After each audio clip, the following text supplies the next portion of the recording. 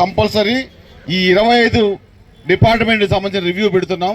అది మీ టీజీఐసీ నాయకులకి తెలియజేయండి అని చెప్పారు. అది సమాధానం మీకు తెలియజేస్తున్నాం ఈ డిమాండ్స్ పైన. దానికి ఆయా డిపార్ట్మెంట్కి సంబంధించిన ఇందులో కూడా పెన్షన్లకు సంబంధించిన డిమాండ్స్ 4-5 ఉన్నాయి. ఈ 4-5లో కూడా పెన్షన్ సంఘాలను ఆ రోజు ఆ డెలిగేట్స్ దాంట్లో కంపల్సరీ ఇంక్లూడ్ చేస్తాం. ఇదంతా కూడా కార్యాచరణలో భాగం మాత్రమే. అది అవుతుందా లేదా, కార్యరూపం దాల్స్తుందా లేదా అనేది మన కార్యాచరణ మీద ఆధారపడి ఉంటుంది.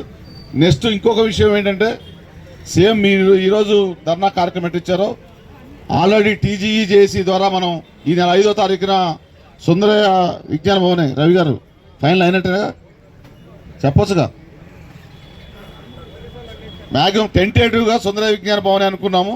మన రాష్ట్ర స్థాయి సదస్సు ఏప్రిల్ 1వ తారీఖు నుండి ఏప్రిల్ 30వ తారీఖు వరకు గౌరవ ప్రజాప్రతినిధులందరికీ జిల్లాల వారీగా వినతి పత్రాలు ఇవ్వటం, అదేవిధంగా సదస్సులు నిర్వహించటం. చాలామందికి మీరు లాంగ్ ఇచ్చారు.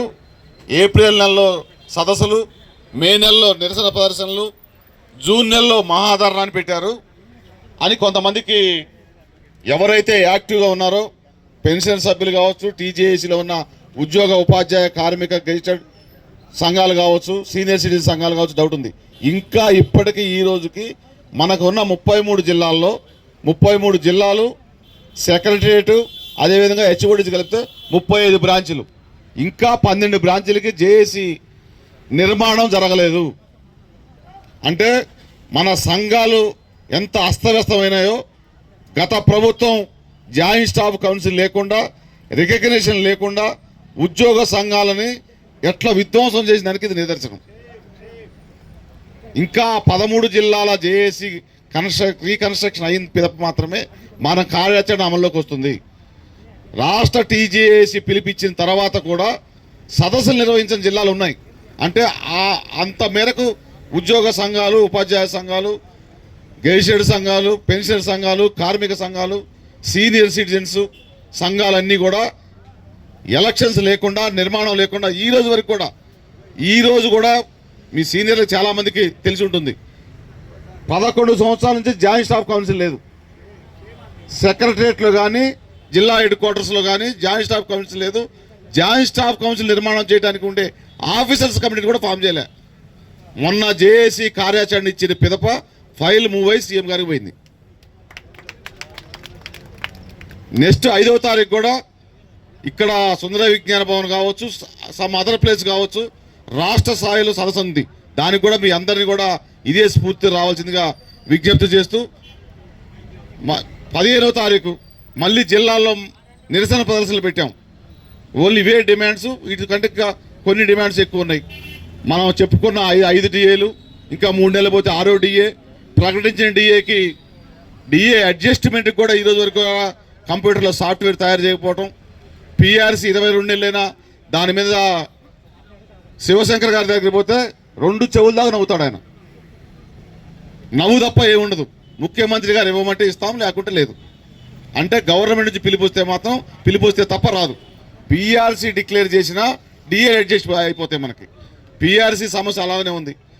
హెల్త్ కార్డ్స్, ఈహెచ్ఎస్ ఇంతవరకు గత ప్రభుత్వం 2015లో ఇచ్చిన జీవో తర్వాత ఒక్క మీటింగ్ కూడా ఉద్యోగ సంఘాలతోటి అఫీషియల్గా పెట్టలే. అన్అఫీషియల్గా మేము అటెండ్ అయ్యాం.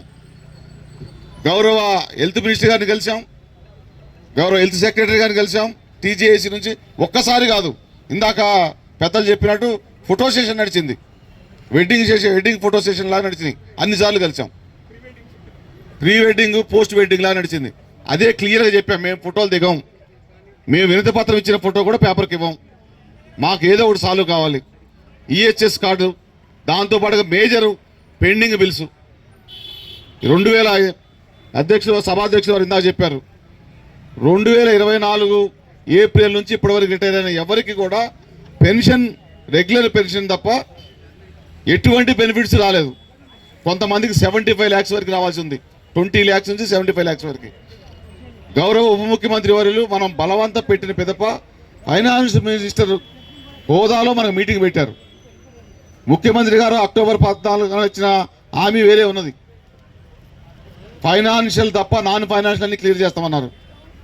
ఇంతవరకు 1వ తారీఖు జీతం తీసుకుంటున్నాం. పదోన్నతులు గత ప్రభుత్వం కంటే ఎక్కువ వచ్చినాయి. కొత్త రిక్రూట్మెంట్ అయింది.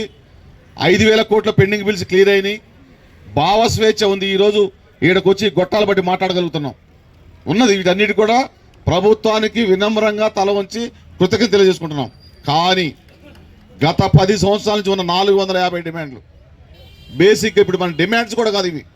ఇందాక చెప్పారు డిమాండ్స్ కాదు ఇవి, కోరికలు కావు. రావాల్సిన రాజ్యాంగపరంగా రావాల్సిన హక్కు హెల్త్ కార్డ్స్ కానీ, డిఏ కానీ, పిఆర్సీ కానీ, మన పెండింగ్ బిల్స్ కానీ, 317 సెటిల్మెంట్ కానీ, సిపిఎస్ ఉద్యోగుల సమస్యలు కానీ, పెన్షనర్ల డైరెక్టరేట్ కానీ, 20 lakhs గ్రాడ్యుటీ కానీ, ఆర్టీసీలో 50% రాయితీ కానీ, ఇవన్నీ కూడా మనకి రాజ్యాంగపరంగా రావాల్సిన హక్కు. ఇక పెండింగ్ బిల్స్ విషయానికి వచ్చినప్పుడు సీఎం గారు, డిప్యూటీ సీఎం గారు చెప్పారు, మంత్రివర్యులు మీ జిల్లానే, సగం క్యాబినెట్ మీ దగ్గరే ఉంది అని. దాని ప్రకారం ముఖ్యమంత్రి గారిని కలవకుండా డిప్యూటీ సీఎం గారినే కలిసాం. మీటింగ్ పెట్టి 5,000 కోట్లు గత ప్రభుత్వం పెండింగ్ పెట్టి క్లియర్ చేశాము.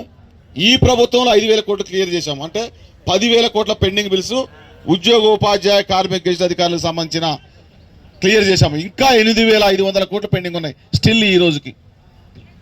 దీనికి తోడుగా సిపిఎస్ ఎంప్లాయీస్ కాంట్రిబ్యూషన్ 2,000 కోట్లు పెండింగ్ ఉన్నాయి.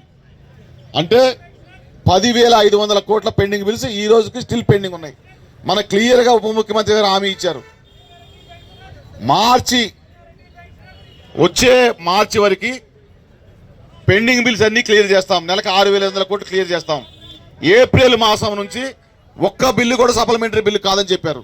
కానీ ఏప్రిల్ ఈరోజు 29వ తారీఖు ఒక్క బిల్లు కూడా పెండింగ్ బిల్లు క్రెడిట్ కాలేదు. 650 కోట్లు గాను ఒక 6 కోట్లు కాదు కదా, 6 లక్షలు కూడా క్లియర్ కాలేదు బిల్లు.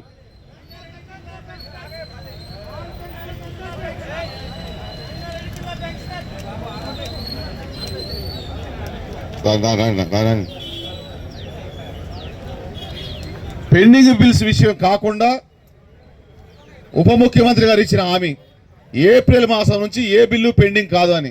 కానీ ఈ నెలలో జరిగిన శాలరీ 2 రోజులు లేటు చేస్తే సప్లిమెంటరీ బిల్లు అది కూడా క్రెడిట్ కావట్లేదు. అన్నిటికంటే గ్రీన్ ఛానల్ కింద పెండింగ్ బిల్స్ క్లియర్ చేయమని అడిగాం. ఇప్పుడు మన ఉద్యోగుల పరిస్థితి ఎట్లయిందంటే, ఉద్యోగ సంఘ నాయకుల కంటే గౌరవ హైకోర్టులో ఉన్న అడ్వకేట్లు బెటర్ అనే కాడికి వచ్చింది. 10,000 20,000 ఇస్తే అడ్వకేట్ దగ్గరికి పోతే ఆర్డర్ వస్తుంది. అది 8 వీక్సా 4 వీక్సా 2 వీక్సా, అది ఆర్డర్ ప్రకారం గవర్నమెంట్ బిల్ పే చేస్తుంది. అంటే ఉద్యోగ సంఘాలను నమ్ముకున్న కంటే కూడా హైకోర్టులో ఉన్న అడ్వకేట్లు నమ్ముకుంటే అందులో 1%, 0.5% ఇస్తే బిల్స్ అవుతున్నాయి. అంటే ఆ దుస్థితి చేయడం. కాబట్టి ఆల్ పెన్షనర్స్ అసోసియేషన్ కావచ్చు, మిగతా పెన్షనర్ సంఘాలు కావచ్చు, టీజేఎస్లో ఉన్న అన్ని సంఘాలకు విజ్ఞప్తి ఒకటే, మన కార్యాచరణ కంటే ముందు నిర్మాణం ముందు జరగాలి. మండల్ లెవెల్లో, డివిజన్ లెవెల్లో, అదేవిధంగా డిస్టిక్ లెవెల్లో, స్టేట్ లెవెల్లో, హెచ్ఓడి లెవెల్లో కూడా నిర్మాణం పూర్తి అయిన పెద్ద కార్యాచరణ పటిష్టంగా గత 10 సంవత్సరాల క్రితం జేఏసీ ఎట్లుందో ఒక కాలు ఇస్తే ఇంకా కొన్ని మనం చెప్పే ఉన్నాయి. గౌరవ ముఖ్యమంత్రి గారు పిలుస్తున్నారు, గౌరవ ప్రధాన కార్యదర్శి పిలుస్తున్నారు. మినిమం నవ్వుతున్నారు, పని చేయకపోయినా నవ్వుతూ మాట్లాడుతున్నారు, వాటర్ ఇస్తున్నారు, టీ ఇస్తున్నారు. కొన్ని మంత్రుల వారిలో పేషీలకు పోతే ఇంకా గుర్తుపట్టే స్టేటస్ లేదు. ఎప్పుడు పోయినా మీరెవరో ఎందుకు వచ్చారు, ఎక్కడ కూడా కూర్చోబెట్టి పిటిషన్లు కూడా తీసుకోవట్లేదు. కూర్చోబెట్టి కూడా నిలబడే మొత్తల కాడ నిలబడి పిటిషన్లు తీసుకుంటున్నారు. మాకు తెలుసు అది మమ్మల్ని అవమానించడం కాదు. ఆర్థిక పరిస్థితి ఎలా ఇస్తారు కూర్చొని చెప్పండి, అదే మేము జేఏసీ చెప్పుకుంటాం, మా జేఏసీ నాయకులు చెప్పుకుంటాం. ఈ రోజు అధ్యక్షులు వారు ఏం చెప్తారు, 33 జిల్లాల నుంచి వచ్చిన అధ్యక్ష కార్యదర్శులు, కార్యవర్గం, మీరు పోయి మన సభ్యులు కింద చెప్పాలి, ఏదో ఒక మాట చెప్పాలి. మేము ఒకటే ప్రభుత్వాన్ని కోరుతున్నాం, 1 గంట అదనంగా పనిచేస్తాం వర్కింగ్ ఎంప్లాయీస్గా, పెన్షనర్స్గా మీకు ఏ రకంగా సంక్షేమ అభివృద్ధి కార్యక్రమంలో తోడ్పాటు కావాలన్నా చేస్తాం. ఆర్థిక విధ్వంసం దాని మీద సలహాలు సూచనలు కూడా ఇస్తాం. మేము ప్రభుత్వానికి వ్యతిరేకం కాదు, మేము కావాలని తెచ్చుకున్న ప్రభుత్వం. కానీ మాది కూడా ప్రాధాన్యతే. వ్యవసాయదారులు, వ్యవసాయ కూలీలు, మహిళలు, బడుగు బలగిన వర్గాలతో పాటుగా మాది ప్రాధాన్యతే. మేము అప్పు అడగట్లేదు, మేము డిమాండ్ చేయట్లేదు, మా రైటు. మేము పని చేసిన కాలానికి జీతం, వేతనం, కూలి వడ్డీతో కూడా అడగట్లేదు. మమ్మల్ని కూడా చూడండి. ఉద్యోగ సంఘ నాయకులుగా మేము మీ ప్రభుత్వానికి అనుకూలంగా ఉండవచ్చు.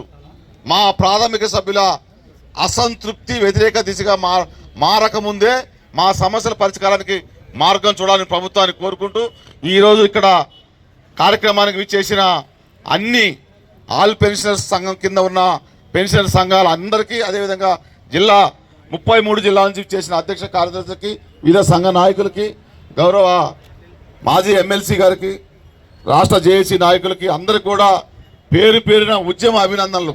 మనం ఉద్యమం చేయకుండా, కార్యాచరణకి పోకుండా ఉద్యోగ సంఘ నాయకులుగా ఏది ఇంతవరకు సాధించలేదు, సాధించలేము కూడా. దానికి మీ అందరి సహకారం.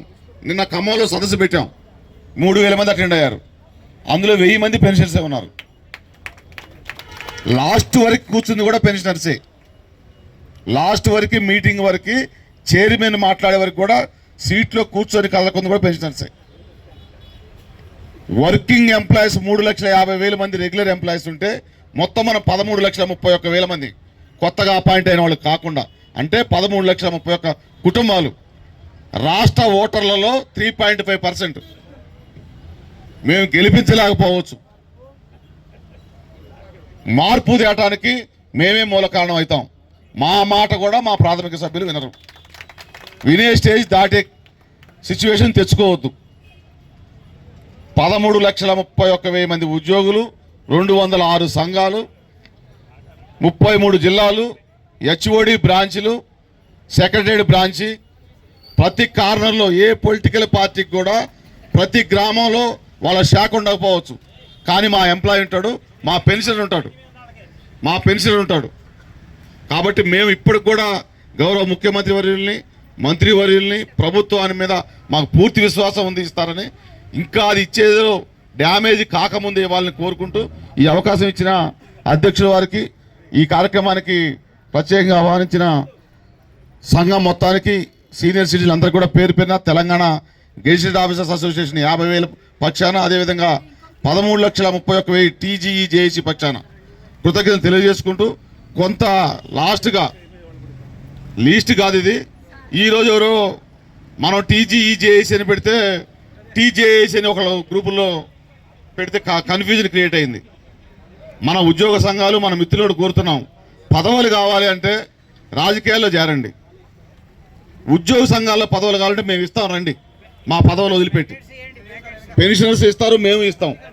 కొత్త సంఘాలు పెట్టి ఉద్యోగుల్ని, ఉపాధ్యాయుల్ని, కార్మికుల్ని, గెజిట్ అధికారుల్ని, పెన్షనర్స్ని కన్ఫ్యూజ్ చేయొద్దని మీ ద్వారా మరొకసారి విజ్ఞప్తి చేసుకుంటూ సెలవు తీసుకుంటున్నాను.